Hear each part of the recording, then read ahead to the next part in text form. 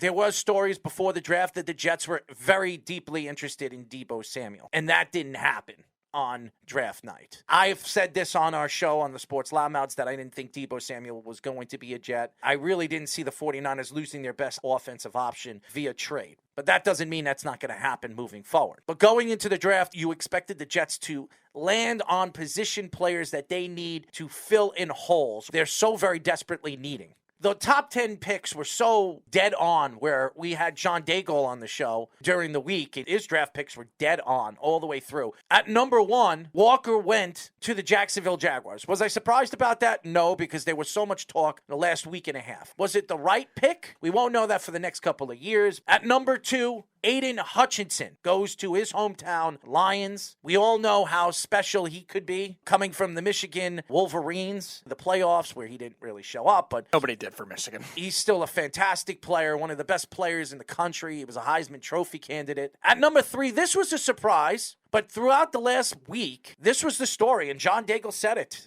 that the Texans were so very interested in this kid. Was he the best corner in this draft? Most experts say he wasn't. But Derek Stingley from the LSU Tigers goes to the Texans at number 3. So the Jets were on the clock, and a lot of people, including yours truly, thought they were going to go after an offensive tackle. And as the minutes and the seconds went by, Roger pain-in-the-butt Goodell walks up to the mic and reads off the card, shouts out Sauce Gardner. As a Jet fan, you'd sit here and you say you'd be very, very happy. He's arguably the best corner in the last 10 years to be drafted. He gave up no touchdowns in college. One 20-yard catch his whole career in Cincinnati. And that's 3 years of college football as a starter.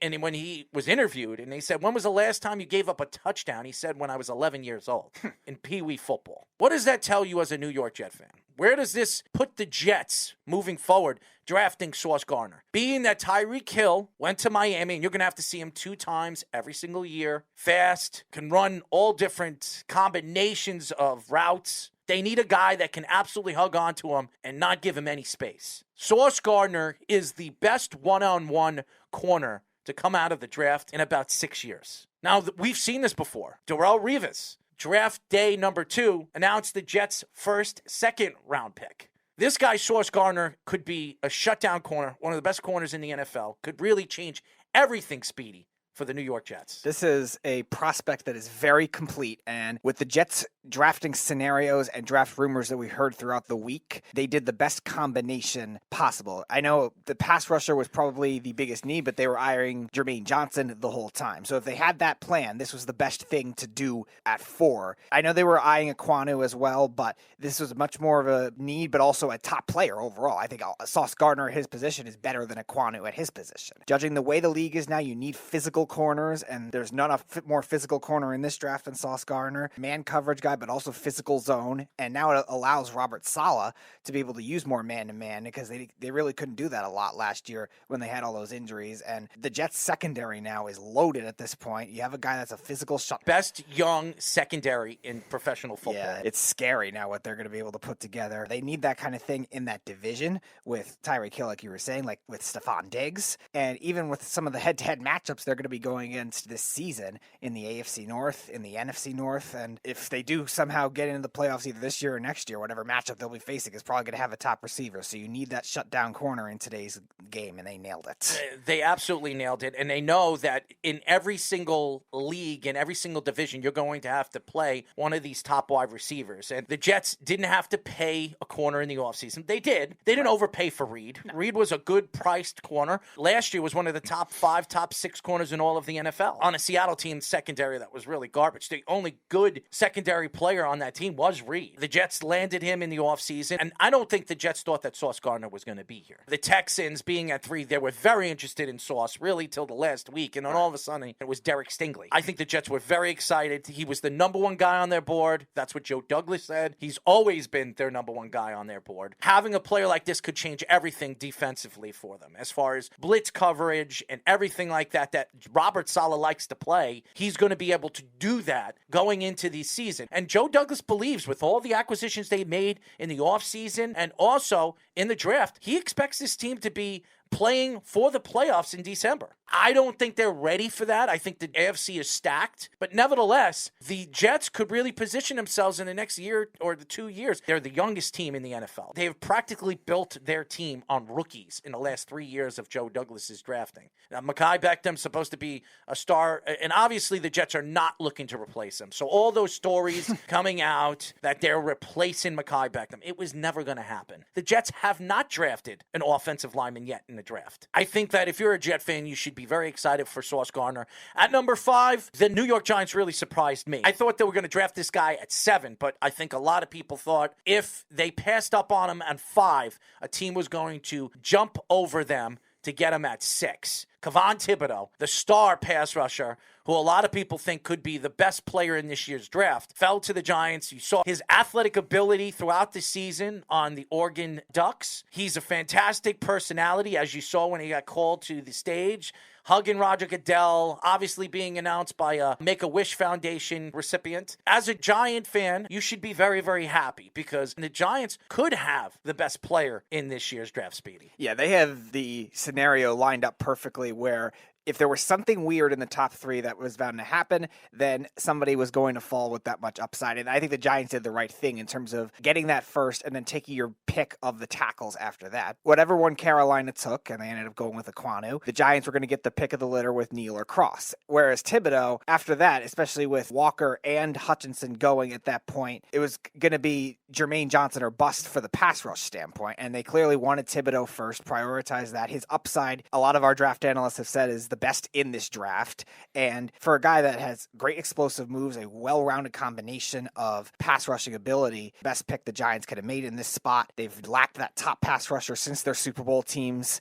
They've really had trouble finding a consistent number 1 guy, and now they're going to have that with Thibodeaux. Now, the injuries are concerning with the pec injuries, but most of those were minor in college, so the Giants will still have to manage that his rookie year. Hopefully, long-term, that's not an issue. The Giants are probably not going to be a playoff team this year anyway, so just be careful with it. I think they will be. Schedule is very fitting. It's definitely easy. I think they make the playoffs. The only team they should worry about, I'm not going to worry about the Cowboys. They lost a lot of pieces. Their draft has not looked good. But a lot of people didn't think that they were going to land on Micah Parsons, and they were very much right about Micah Parsons. Right. So maybe the offensive tackle that they drafted late in the mid-20s is going to be the best tackle in this draft. I doubt it because there's quite a few of them that are really, really good in the top 10. And by the way, all of them went in the top 10, which everybody expected. Ekwonu goes number 6 to the Panthers, and that's where I thought the Jets were going. Because everything that I read is that the Jets are having problems with Mekhi Becton. The Jets just felt like he's not going to be the answer moving forward as the organization top left tackle.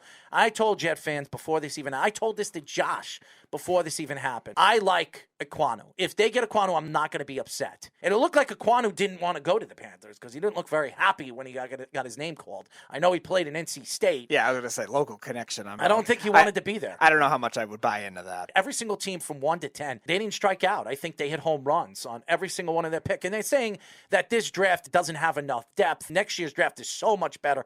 You don't know that. As Sauce Gardner becomes a superstar all-pro player, Kavon Thibodeaux becomes an all-pro superstar player, Ekwonu and Evan Neal, we'll get into Evan Neal in just a second, Drake London or Garrett Wilson or even Jamison Williams, Aidan Hutchinson, this could come down as one of the best drafts ever. There's a lot of talent in this year's draft. And for anybody to say that this is a crappy draft, we heard it from John Daigle. I disagree. I didn't want to attack him when he was saying that. Next year's draft is so much better. They're only saying next year's draft is so much better is because of the quarterbacks. That's it. And that's why everybody can't wait until next year's draft, because look who's going to be available. There's like 5, 6 great quarterbacks that could be available next year. And there was only one quarterback drafted in the first round this year. Has Malik? Yes, he went to Tennessee. Malik Willis went to Tennessee. Went to the 3rd round, right? Yep. Desmond Ridder went to Atlanta. Corral went to Carolina, all in the 3rd round. But there was a gap. I think it was 54 picks between Pickett and then Ridder was the second one off the board. Which I thought Malik was going to be the second one off the board. I think a lot of people were surprised, but I like where Ridder went. He went to a team. They have Marcus Mariota over there, so he's going to get to play behind a guy that plays just like him. Much more accurate, I think. The one strength that Marcus Mariota had when he went into the draft and he was a top pick was because of his accuracy. Yes. He was a great, accurate quarterback for the Oregon Ducks. So I expect him to help Ritter really grow as probably the future starting quarterback for the Atlanta Falcons, which I think he'll be a fun player to watch. I think he's going to be the best quarterback in this year's draft. So I think Atlanta got themselves a good fit quarterback in position of where they had him in the third round. But number 7, I wasn't surprised that Evan Neal was going to be called. He was the best offensive lineman going into this year's draft. Problem with him is a couple of weeks before the draft, everybody was wondering why he lost weight. Some people said he has had knee problems over the last couple of years in Alabama. There was stories coming out that a lot of teams were going to pass up on him because of his knee problems. Now, the Giants are going to take a chance just as much as they took a chance with Kavon Thibodeaux because these two players could be elite players in the league. The Giants need offensive line help. I know they're going to move Evan Neal to the right tackle position because that's where he played in Alabama. I say move him to left tackle position and move Thomas to the right tackle. They're not going to do that in the beginning because Thomas had a good year last year, and they're expecting him to really grow with the new coaching staff. But Evan Neal is one of the best tackles that we've seen come out of the draft in the last 3 years. Yeah, and it's a compliment. Well, Andrew Thomas really improved last year as a pass blocker, and Evan Neal is kind of that bigger, that opposite type tackle. Yes, regardless of if they play left or right tackle, I think eventually they'll ease into it as well. You got a different type of style too with Evan Neal. He's more the old school big mauler, but he also has good speed as well for somebody that his size, and that's why he was getting all this hype. Like Thibodeaux, the Giants have to manage this injury if it is a big thing, but they get the best all-around talent, which the Giants have needed for a decade. The Giants' last consistently good team offensive line was the 2009 season. Even the second Super Bowl team, they were trying to patch things together on that line. It was serviceable, but it wasn't ever great. This is the best tackle prospect they've had since that. Absolutely. He's definitely a better prospect than Thomas when they drafted him. This guy could be an all-pro right tackle or left tackle in the NFL. He's that good. If he stays healthy, that's going to really be up to the Giants and Evan Neal's diet and what he is moving forward as an NFL player. Still a young player, a very talented player, and we've seen a lot of good Alabama offensive linemen succeed in the NFL. The Giants really did win in day 1 at 5-7. At number 8, Drake London goes to the Atlanta Falcons. Not surprised. They like their big wide receivers, the big tight ends. They now have a basketball team over there with Pitts and him. I mean, it's funny because he was on the USC basketball roster 2 years ago. He's going to be fun to watch over there in Atlanta. Charles Cross, not surprised, falls to Seattle. Usually Seattle doesn't draft in the top 10 because they don't really trade back. They got, I believe, the best pass offensive lineman in this year's draft. They're going to need it because they don't have a quarterback. Yeah. At number 10, the New York Jets were on the clock. A lot of people thought the Jets were going to trade out of this pick. Some people were saying Jermaine Johnson. They loved him. They got, I believe, the best wide receiver in this year's class in Garrett Wilson. I know a lot of people all over social media are unsure about this pick, and Chris Olave was drafted right behind him, his teammate. If you're a Jet fan, you should be ecstatic to get Garrett Wilson, 5'11", speed demon, who can run every single route. You saw him in Ohio State. You saw what he did in the national championship 2 years ago.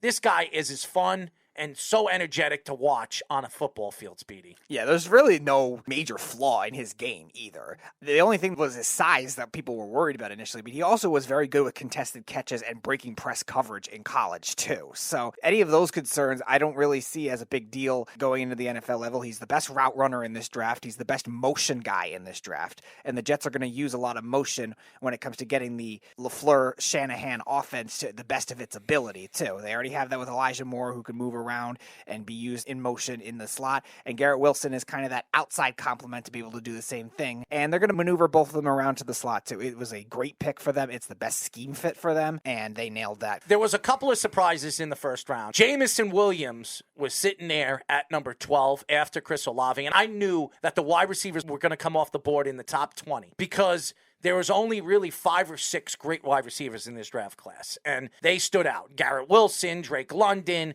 Jamison Williams, Dotson, Treylon Burks. There were 3 really big things that happened in the first round. At number 12, the Lions traded up, and I was very surprised. They traded up with Minnesota, and everybody thought they were going to draft a quarterback. And some people thought they were going to go after Kenny Pickett, and then some people thought Malik was going to be their guy. But no, at number 12, when Goodell goes up there, he reads out Jamison Williams. And am I surprised that Jamison Williams went 12 to the Lions? No, they need a wide receiver. I think Jared Goff was very, very happy because I think he thought he was gone after Kenny Pickett or Malik came up. Moving up all the way from 32 to 12, that's 20 spots. And they didn't give up a lot to move up 20 spots. No, there's just a pick swap of the thirds and a second-round pick. That's pretty good. Jamison Williams falls to them, and I think Jamison Williams is going to be a sensational wide receiver in this draft class. Some people said when he tore his ACL, he was going to lose his draft stock. Some people said he was a top 10 pick before he hurt his knee. He went down 2 spots. Jamison Williams is going to be a sensational wide receiver.